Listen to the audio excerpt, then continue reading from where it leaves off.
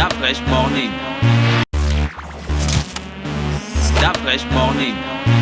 Vous êtes sur les 104.5 Urban FM, la station urbaine. On est avec Mosley. Donc on parle de politique ce matin. Oui, nous parlons de politique comme cela est normalement indiqué pour la chronique.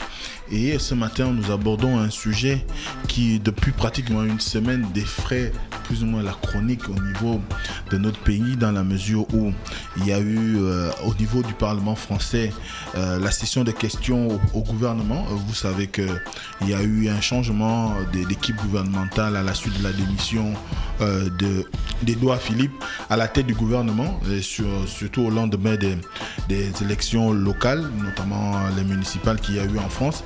Et évidemment, lorsqu'il y a eu la prise de fonction de la première équipe de Jean Castex, il était question qu'ils aillent au Parlement pour présenter plus ou moins ce qu'ils entendent faire en ce qui concerne le mandat qui leur a été confié par le chef de l'État français, notamment Emmanuel Macron.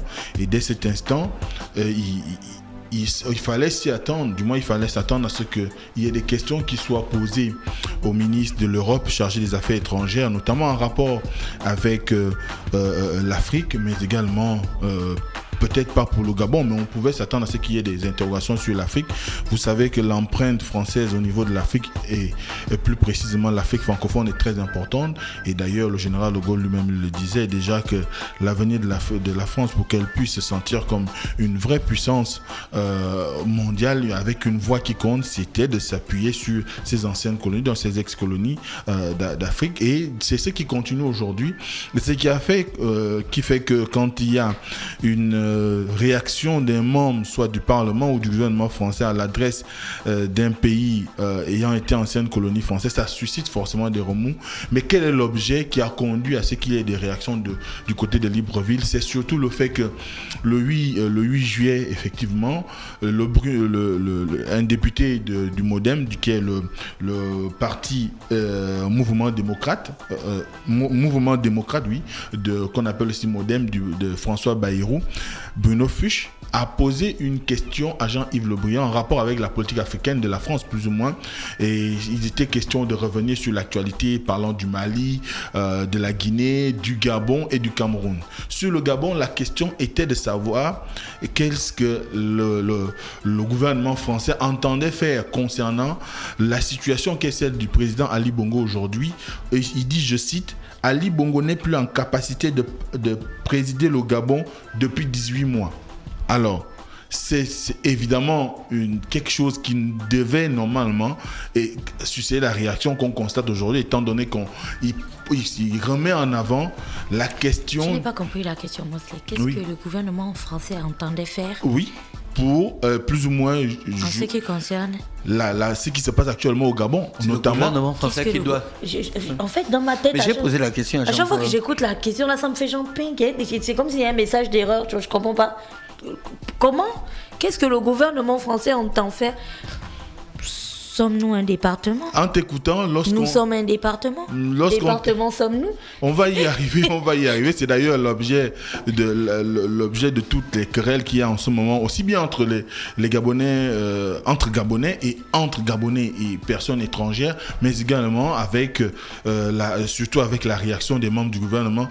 Donc, ce qui se passe, c'est que aujourd'hui, cette question qui est celle de savoir si la France entendait quand même dire quelque chose sur ce qu'il s'apparenterait aujourd'hui à un système de pilotage à vue qui se passerait au Gabon, au regard du fait que le Gabon serait, le président Ali Bongo serait en incapacité de pouvoir diriger le pays depuis 18 mois. C'est ce qui ressort de cette interrogation de Bruno Fuchs. Mais ce qu'il faut surtout aussi dire, c'est que ce n'est pas la première fois que ce dernier pose une telle question à Jean-Yves Le Drian, ministre de l'Europe et des Affaires étrangères français.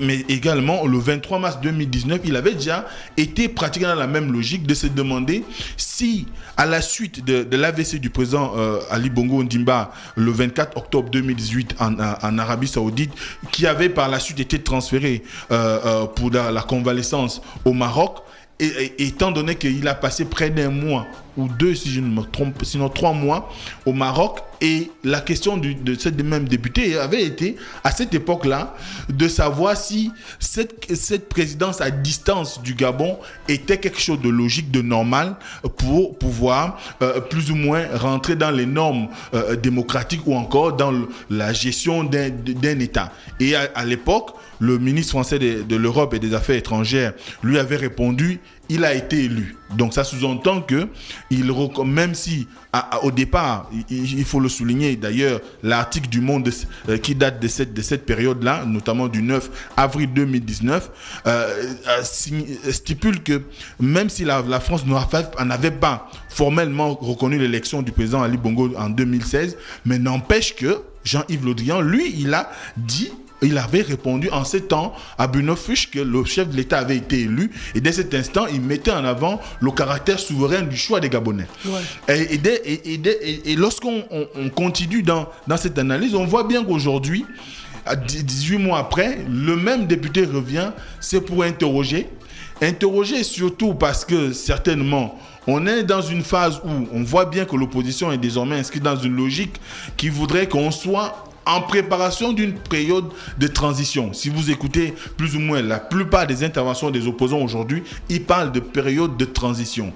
Et d'ailleurs, tout ce qui est fait aujourd'hui, selon eux, notamment la modification du code pénal, avec un certain nombre d'amendements qui ont été faits, notamment sur l'impossibilité de contester la nationalité de quelqu'un, et qui a été fortement, plus ou moins inscrit avec vigueur dans la loi aujourd'hui. Si vous doutez de la filiation ou de la nationalité de quelqu'un, il est en mesure de vous porter plainte. Vous pouvez aller jusqu'à payer une amende de plus de 10 millions et vous pouvez avoir 5 ans d'emprisonnement. Donc, tout cela aujourd'hui rentre certainement dans l'esprit, du moins la question de Bruno Fuchs rentre certainement dans l'esprit de cet entendement qui fait que même au Gabon, les acteurs politiques aujourd'hui se posent la question de savoir quelle est réellement l'étendue de l'état de santé du président. Quoique, lorsque les Gabonais eux-mêmes en parlent, il y a, au-delà des avis divergents bien sûr, il y a qu'une grande majorité reconnaît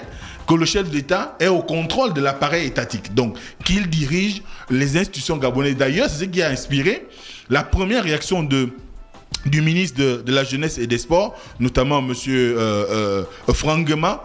Pour lui, l'intervention de Bruno Fuchs n'a aucun sens dans la mesure où les institutions gabonaises fonctionnent normalement, et vous savez que ça a toujours été l'argument prioritaire du gouvernement, continuer à présenter le Gabon avec des institutions qui sont fortes et qui fonctionnent au-delà de l'état de santé du président, même si aujourd'hui personne dans la sphère publique ne pourrait réellement dire quelle est la situation sanitaire du président. Mais on sait que le chef de l'État, on l'a vu, il a fait près de 3 interventions depuis qu'il y a la pandémie du coronavirus. Ça sous-entend qu'il est présent, il est là, et à chaque fois que le gouvernement communique sur la question des décisions qui sont prises pour juguler le coronavirus, eh bien, on dit toujours que c'est sur instruction du chef de l'État. Ce qui sous-entend que derrière, il y a quand même que cette question de Bruno Fuchs, pour les autorités, ne semble pas avoir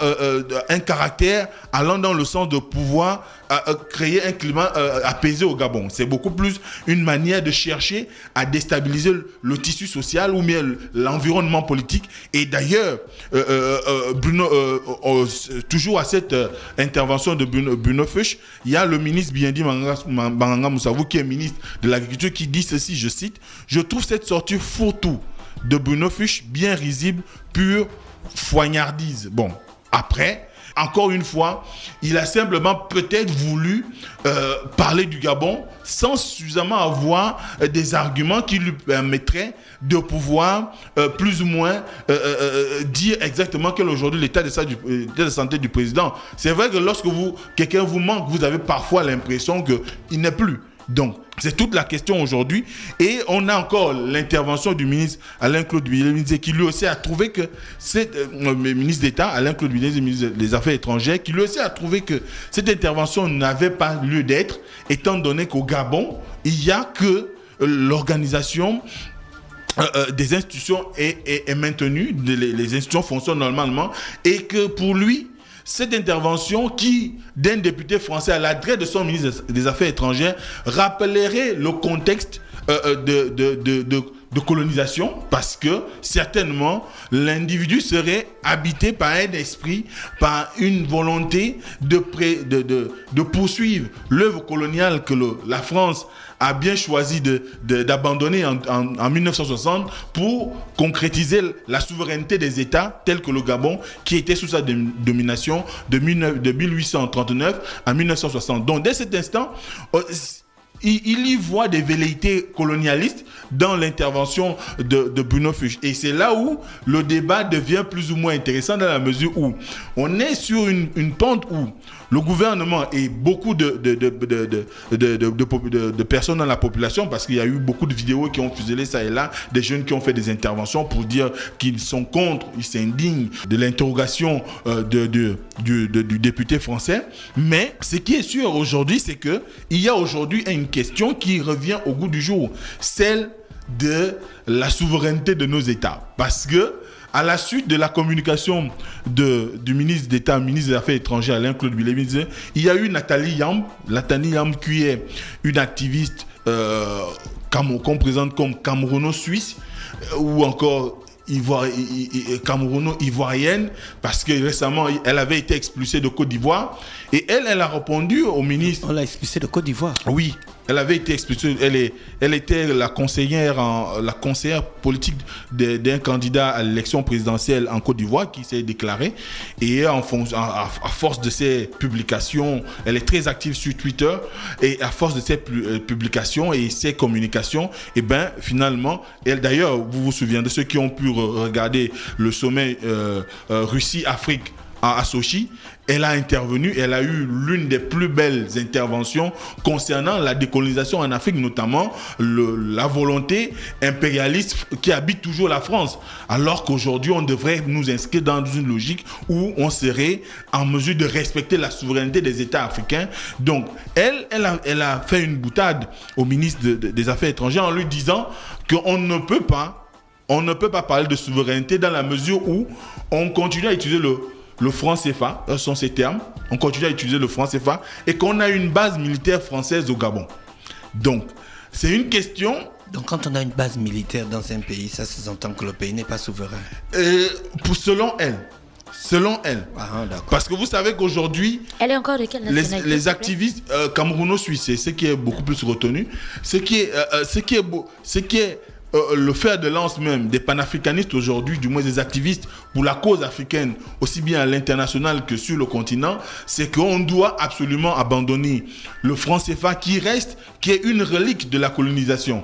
Et le fait qu'il y ait des bases militaires françaises dans un certain nombre de pays, ça continue à faire en sorte que l'impérialisme français s'exprime dans ces pays-là, parce que la France, comme on le dit, et d'ailleurs ce sont... Moi je pensais que les bases militaires entraient dans le cadre de la coopération militaire inter-État, parce qu'il y a beaucoup de bases, là on parle de la France, mais il y a les bases militaires américaines, bien sûr. Il y a les bases militaires anglaises, il y a les bases militaires japonaises, chinoises dans beaucoup de pays.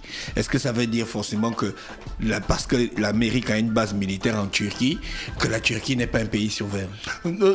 La Turquie a eu des mouvements tout dernièrement, l'Amérique n'a pas intervenu. Oui, ça dépend. Est-ce que c'est pas plutôt dans le cadre de la coopération militaire inter-État? Est-ce que ça a à voir avec la... Oui, beaucoup de personnes peuvent le voir ainsi, peuvent l'analyser ainsi. On peut le comprendre dans cette logique-là, étant donné que le Gabon a signé quand même des accords de coopération, du moins des accords de coopération avec la France. Et dans les accords de coopération, il y a les accords de défense. Et dans ces accords de défense, ça implique réellement qu'il y ait une base militaire au Gabon. Enfin, de ce que nous dit la réalité du terrain. Donc, on a une base militaire française au Gabon, le 6e BIMA, qui a aujourd'hui, à l'époque, il était approvisionné de près de 800 éléments. Là, on est à près de 2000 éléments. Je pense bien si les chiffres que j'ai pu glaner, ça et là, sont bons. Donc, ça signifie qu'aujourd'hui, il y a quand même que pour elle, le fait que le Gabon soit toujours à utiliser la monnaie qu'on appelle le franc CFA, pour elle, il n'est pas question qu'on parle de souveraineté, parce que la souveraineté, selon ce qu'elle exprime dans ce tweet, c'est que ça doit être d'abord la souveraineté financière, donc économique ou monétaire, donc la souveraineté monétaire, et la souveraineté territoriale, notamment en évitant d'avoir une base militaire. Et vous savez que c'est le grand débat qu'il y a souvent eu en Afrique de l'Ouest, notamment lorsque le Sénégal a décidé de revoir ses accords militaires avec la France. La France était obligée de se désengager au niveau de sa base avec le départ d'un certain nombre d'éléments. Et au niveau du Gabon, ça a toujours été la question, parce que pour beaucoup, le fait qu'il y ait la base militaire française au Gabon, c'est elle qui est là pour défendre les intérêts non seulement de la France,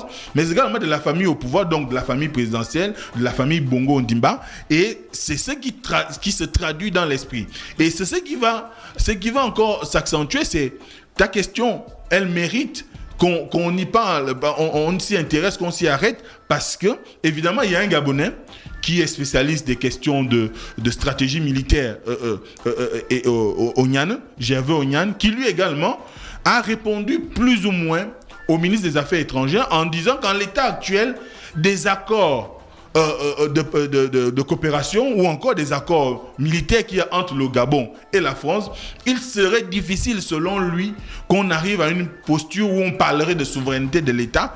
Et bien ça aussi, ça remet quand même un peu du grain à moudre parce qu'on se demande finalement si le Gabon, du seul fait qu'il y ait une base militaire, ne peut pas revendiquer sa souveraineté, étant donné qu'il y a quand même, au-delà de la présence militaire, la capacité des gouvernants à choisir le destin ou à gouverner la destinée du Gabon et de choisir la meilleure solution pour le futur du Gabon. Parce qu'ils le font quand même en toute indépendance, que je sache.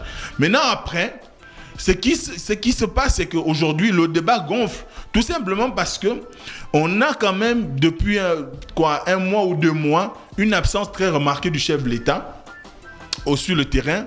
Parce que beaucoup de personnes, vous savez qu'on ne va jamais cesser de le dire, il a habitué les populations à le voir constamment. Même à son retour de sa convalescence au Maroc, on le voyait pratiquement dans les quartiers.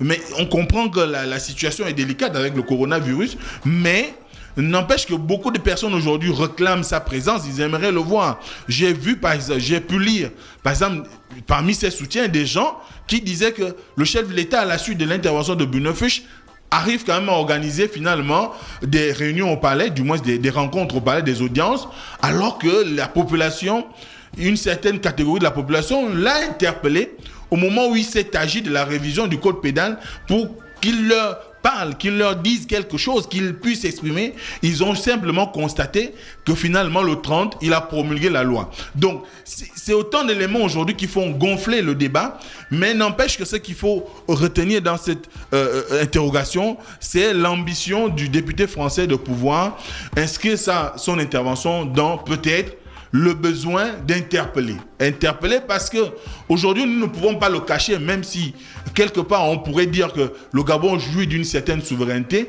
mais nous savons également, et d'ailleurs les acteurs politiques eux-mêmes le font souvent connaître, lorsqu'il s'agit par exemple d'un certain nombre de revendications politiques, on a toujours eu à interpeller la France parce qu'il y a comme un sentiment de mainmise de la France sur les affaires publiques au Gabon. Il y a comme un sentiment qui voudrait nous faire croire que la France continue à décider de la destinée de notre pays, et ce qui fait qu'à un moment donné, quand il y a une intervention comme celle-là, eh ben ça laisse la porte ouverte à toutes les interventions, aussi bien des pros ou des anti, parce que le débat est aujourd'hui de savoir qui dirige le Gabon. Vous le voyez, vous arrivez finalement à le lire sur toutes les communications qui sont faites par les journaux, notamment de l'opposition, mais n'empêche que ce qui est sûr aujourd'hui, à la lumière des sorties des membres du gouvernement, cette question ne mérite plus d'exister, étant donné qu'on voit Ali Bongo Ondimba organiser des audiences à la présidence de la République, des interventions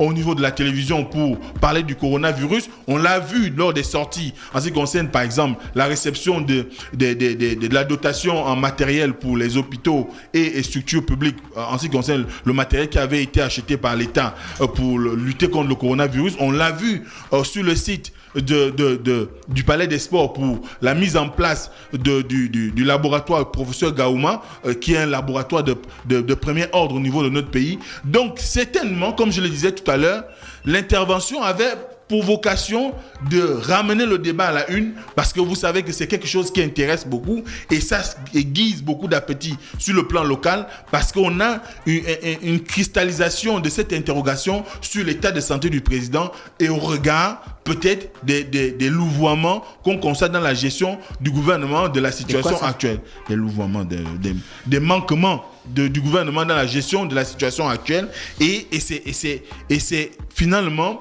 une façon peut-être pour l'État de se ressaisir et de pouvoir permettre à ce que les populations puissent avoir une vision plus large de ce qui se passe actuellement et que ce genre normalement d'intervention ne mériterait pas de continuer à occuper l'esprit même des plus hautes sphères françaises. C'est vrai que le ministre français de l'Europe et des Affaires étrangères a plus ou moins esquivé la question. Il n'a pas répondu cette fois-ci aux députés français concernant le cas du Gabon, mais n'empêche que la réalité est que le chef d'État est bien aux manettes de l'État. Gina, tu voulais dire quelque chose ? Je voulais dire que, franchement, je reste sur cette question. Qu'est-ce que la France entend faire sur... voilà. C'est vraiment... Je pense qu'au-delà d'avoir des réactions du style des autorités gabonaises et tout, on aurait dû aussi avoir des réactions des autorités françaises, parce que c'est inconvenu. Tu vois, c'est vraiment... C'est pas adapté du tout.